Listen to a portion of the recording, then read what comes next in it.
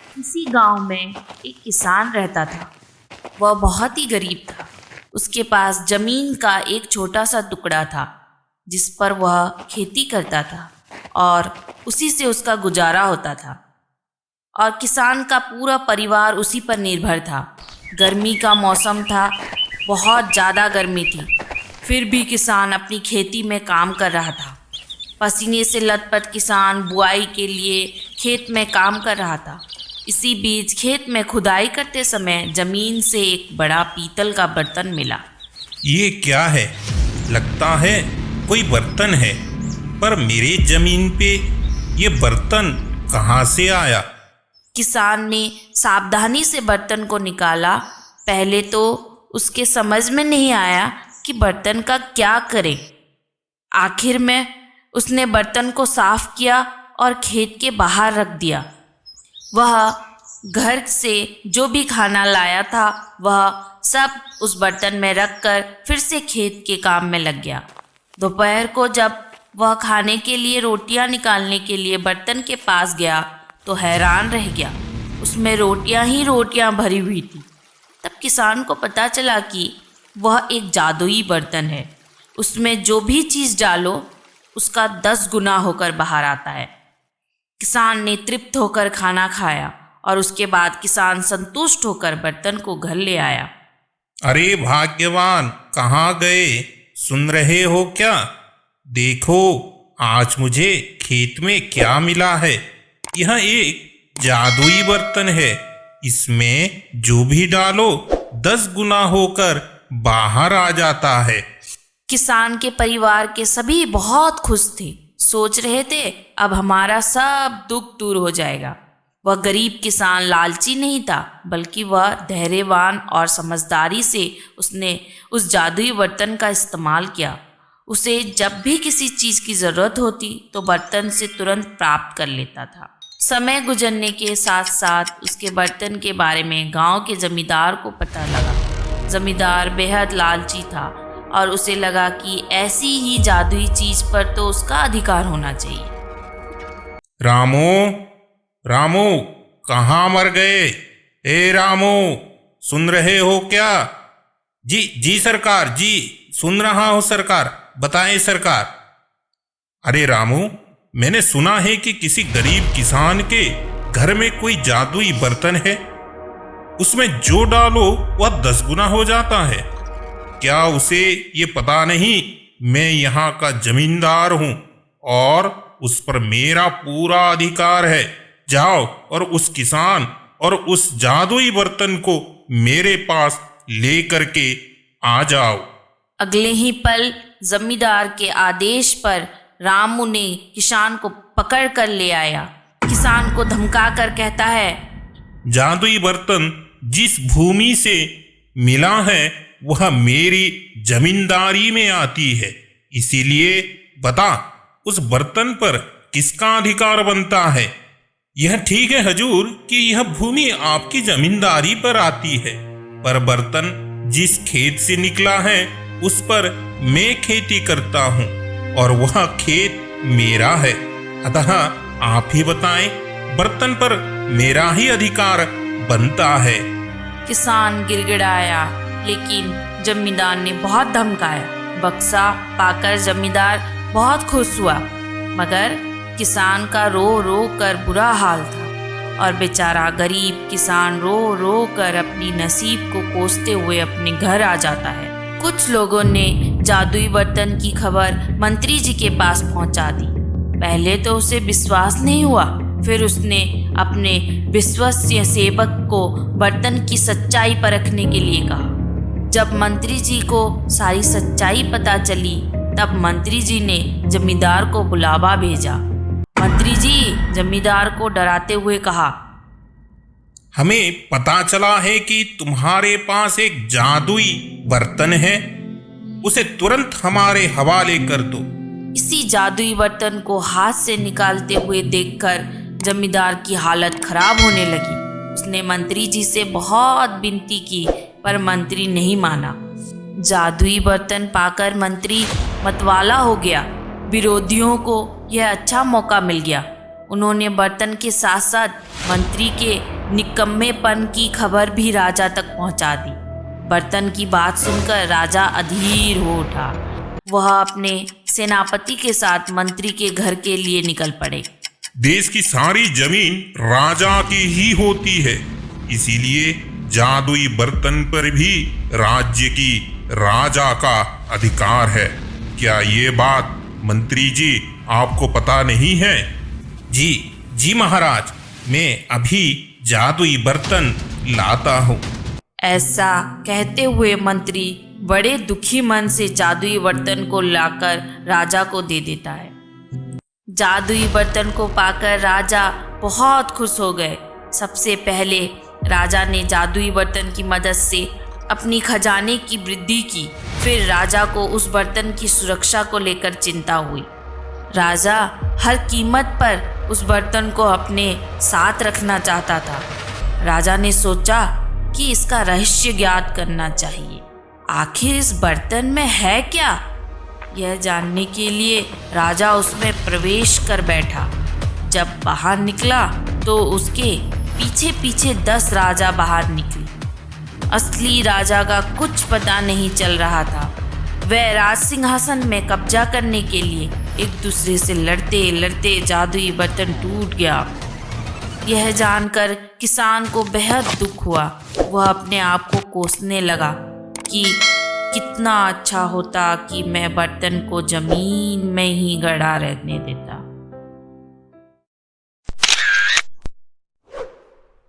गांव के एक छोटे से घर में किशन अपने बेटे गोलू और पत्नी सीमा के संग बिस्तर पर लेटा हुआ होता है। बेचैन किशन गहरी नींद में होता है। किशन सपने में देखता है उसे अपने ही खेत में खुदाई करते वक्त खजाने से भरा घड़ा मिल जाता है। घड़ा कीमती सोने और चांदी के सिक्कों से भरा होता है। किशन अपने हाथों में उन सिक्कों को लेकर जोर जोर से चिल्ला रहा होता है, मिल गया, मुझे खजाना मिल गया, अरे मुझे खजाना मिल गया। किशन नींद में बड़बड़ा रहा होता है। शोर सुनकर सीमा जग जाती है। सीमा किशन को नींद से जगाती है। अजी सुनते हो, उठो। खजाना मिल गया। शांत हो जाइए, आज आपने फिर वही सपना देखा। अरे पापा, अब ना तो ठीक से सोते हैं और ना हमें भी सोने देते हैं। आप भी ना कभी ये खजाने के चक्कर में पगला जाएंगे। चलो अब सो जाओ। गोलू चल बेटा, तू भी सो जा। किशन की नज़र दीवार पर टंगी घड़ी पर पड़ती है। घड़ी में रात के 2 बज रहे होते हैं और फिर वह बिस्तर पर उन सभी के साथ लेट जाता है। किशन अपने बचपन के दोस्त वीर के साथ चाय की दुकान पर बैठा चाय पी रहा होता है। अरे यार, मैं कई महीने से ठीक से सो नहीं पा रहा। फिर वही सपना। हाँ यार, फिर वही सपना। कुछ समझ नहीं आ रहा है यार। लेकिन यार लगता है मुझे जरूर कोई बड़ा जैकपॉट मिलने वाला है। क्या बेवकूफी वाली बात करता है? चुपचाप कोई काम धंधे पर लग जा। ऐसे अचानक किसी को कुछ नहीं मिलता। तेरे बापू को मरे हुए कई महीने गुजर गए और जब से तू अपने परिवार को शहर से लेकर गांव आया है, कोई काम धंधा भी नहीं करता है। हाँ यार, अच्छा याद दिलाया। चल 2000 रुपये उधार दे दे यार। तेरे सारे पैसे एक बार शहर गया तो काम करके चुका दूंगा। हाँ ठीक है। यही बोल बोल के तू पिछले 6 महीने से मुझसे उधार ले रहा है। खैर चल ले, तू भी क्या याद रखेगा। सीमा घर के भीतर बर्तन साफ कर रही होती है। किशन थैला में सब्जियां लेकर घर आता है। तुमने जो कुछ बोला था सब ले आया हूँ। पैसे कहाँ से मिल गए तुम्हें? तुम्हारे पास तो कुछ थे ही नहीं। वो वीर मिल गया था, उसी से उधार लिए। शहर से काम करके सब कर्जा एक ही बार में चुकता कर देंगे। कितनी बार बोला है, इतनी ढेर सारी खेती है, उसी में कुछ काम करो। शहर जाके दूसरों की गुलामी करने से अच्छा है आप अपना ही काम करें। लेकिन तुम हो कि सुनते ही नहीं। सुरेश अपनी मोटर बाइक लेकर किशन के घर आता है। सीमा, सीमा, सीमा, कहाँ हो? अरे भैया आप तो बड़े बदले बदले लग रहे हैं।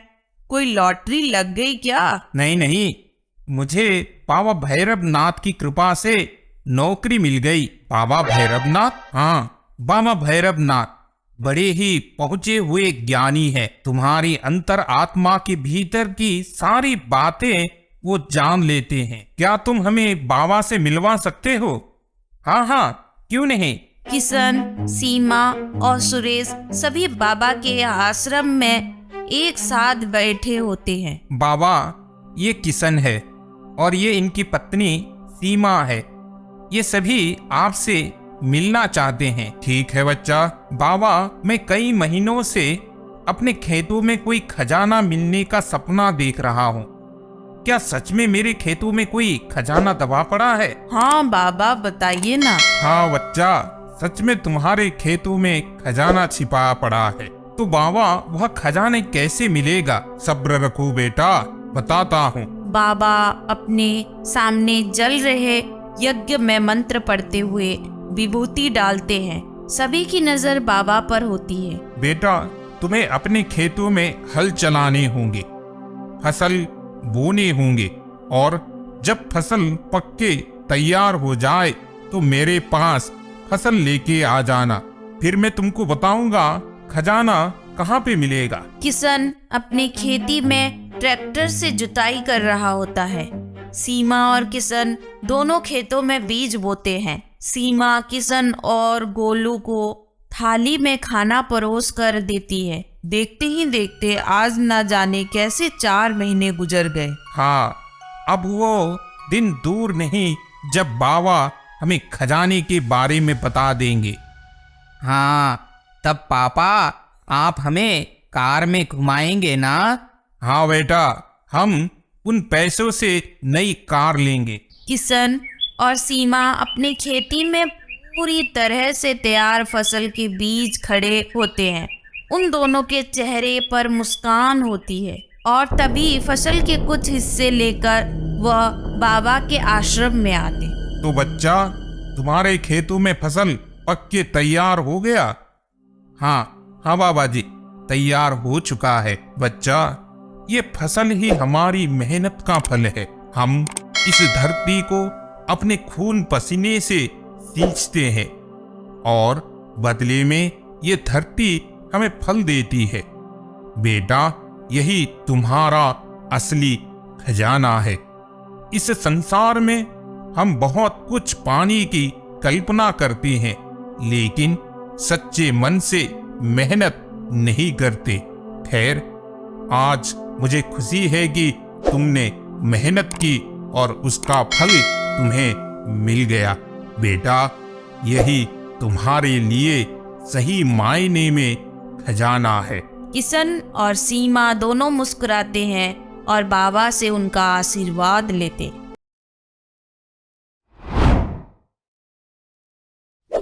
यह कहानी है रामू। रामू एक गरीब किसान था। उसकी पत्नी का नाम था बीनी और उसकी 7 साल की बेटी का नाम था चुन्नी।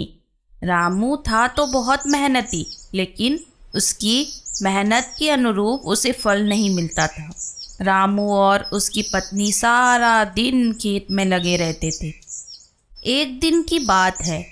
माँ, मुझे तो जोरों की भूख लगी है। पिताजी को बुलाओ ना, पिताजी को बुलाओ ना। हाँ, मैं भी कब से बुला रही हूँ, पर मेरी सुने तब ना। अब तुम ही बुला लाओ। रामू की बेटी भागते हुए अपने बाबा के पास जाती है और बोलती है, बाबा बाबा, अब चलो ना, मुझे बहुत भूख लग रही है, नहीं तो मुझे चक्कर आ जाएगा। हाँ हाँ, चलो चलता हूँ। रामू ने बैलों को एक पेड़ के नीचे बांधा, उन्हें खाने को दिया। फिर वह भी उसी पेड़ के पास अपनी पत्नी और बेटी के साथ खाना खाने के लिए बैठ गया। फिर वह सभी खाना खाने लगे। इस बार ठीक से बारिश नहीं हुआ तो बहुत दिक्कत हो जाएगी।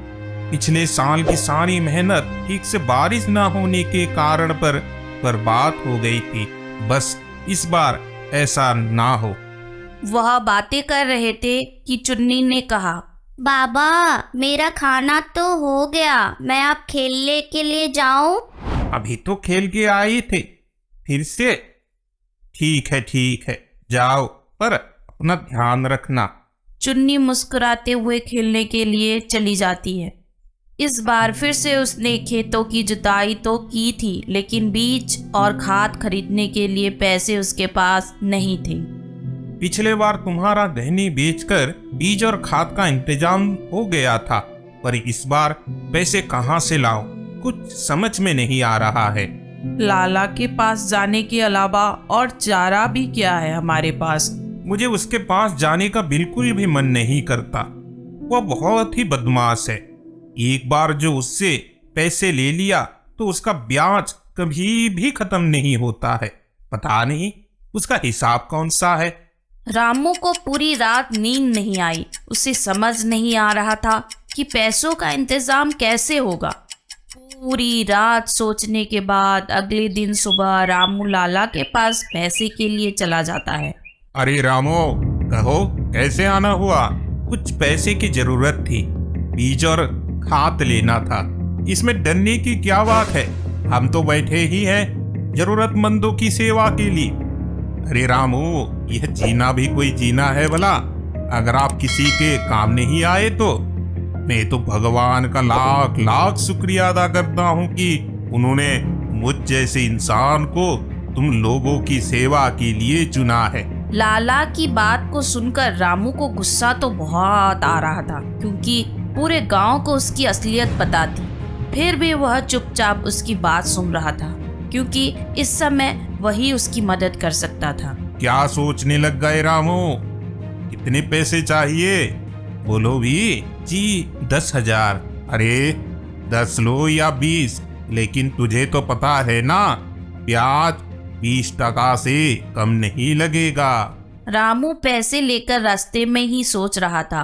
ब्याज लेता है और कहता है समाज सेवा कर रहा है।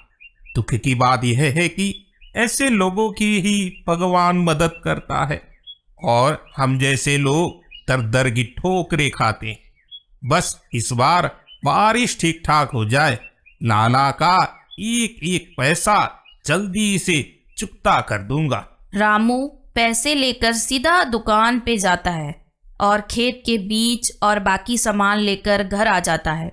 अगले दिन रामू खेत में जाकर सारा बीज बोकर घर वापस आ जाता है और फिर से भगवान से यही प्रार्थना करता है कि हे ईश्वर, इस बार बारिश ठीक से हो जाए तो हम गरीबों पर आपकी असीम कृपा होगी। ऐसे ही कुछ दिनों के बाद बारिश शुरू हो जाती है और रामू और दूसरे सभी किसानों का खेत हरा भरा हो जाता है। सभी बहुत खुश थे, इस बार शायद अच्छा बारिश होगा।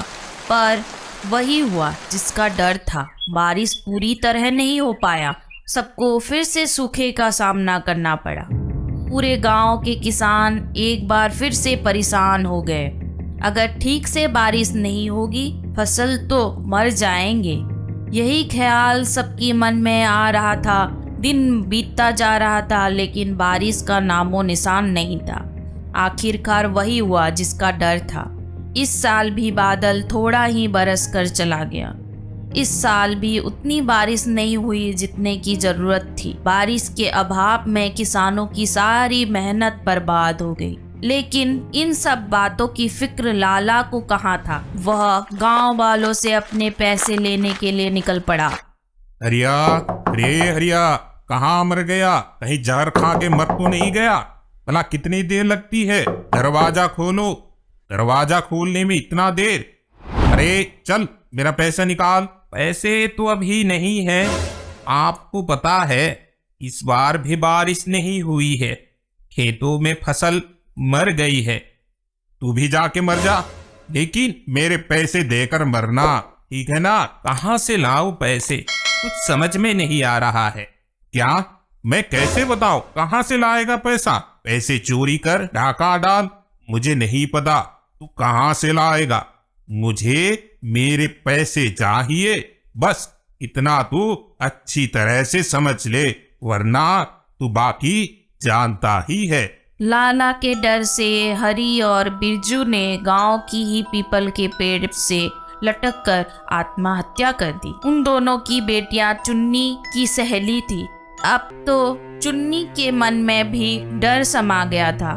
लाला उनके भी घर आएगा, क्योंकि उनके पिता ने भी कर्ज ले रखा है। सभी लोग सो रहे थे। तभी रामू उठकर बाहर जा रहा था। तभी चुन्नी की नींद खुल गई। उसने इतनी रात को अकेले बाहर जाते देखा तो वह डर गई। बाबा इतनी रात को अकेले कहाँ जा रहे हैं? और उसके मन में भी डर समा जाता है कि कहीं बाबा भी। और वो भी अपने बाबा के पीछे पीछे चल पड़ती है। और तभी अचानक उसके बाबा गांव के बीच वाले पेड़ के नीचे रुक जाते हैं और अपनी कुदाल निकाल कर खुदाई चालू कर देते हैं। तभी चुन्नी अपने बाबा के पास जाती है और डरते डरते पूछती है, बाबा आप ये क्या कर रहे हैं? तभी रामू कहता है, एक नई शुरुआत। मैंने ठान लिया है कि मैं गांव में एक नहर बनाऊंगा और उसे दूसरे गांव की नदी से जोड़ लूंगा। कल को अगर बारिश ना भी हो, कम से कम हमारी फसलें तो बर्बाद नहीं होंगी। कल को फिर कोई किसान उस लाला के डर से आत्महत्या तो नहीं करेगा। चाहे जितनी भी दिन में पूरा हो, चाहे इसे पूरा करते करते मेरी मौत भी क्यों ना हो जाए, लेकिन अब तो मेरी जिद है कि इसे पूरा करके ही रहूंगा। रामू अपने काम में लगा रहा तो नन्हे हाथ भी पूरी रात उसका साथ निभा रहे। वह नन्हे हाथ चुन्नी के थे। उधर लाला के सपने में जिन्होंने आत्महत्या की थी वह सताने लगे थे। कभी कभी तो वह दोनों लाला को दिन में भी दिखाई देने लगे। अरे देखो, बिरजू और हरिया आए हैं। अरे तुम्हें क्या दिखाई नहीं दे रहा है क्या? लाला की यह हरकत बढ़ती जा रही थी। फिर पता नहीं एक दिन को लाला अचानक कहाँ गायब हो गया। इधर रामू अपने काम में लगा रहा। पहले तो गांव वालों ने उसे पागल समझा, लेकिन धीरे धीरे सभी ने रामू का साथ दिया और सभी ने मिलकर एक असंभव काम को संभव कर दिखाया। चाहे परिस्थिति कितनी भी बुरी क्यों ना हो, हमें घुटने नहीं टेकना है, बल्कि उसका सामना करना है, उससे लड़ना है, तभी नई राह खुलती है। अगर आपको यह कहानी अच्छी लगी और ऐसे ही कहानी सुनना चाहते हैं तो हमारे चैनल को लाइक एंड सब्सक्राइब करना ना भूलें। धन्यवाद।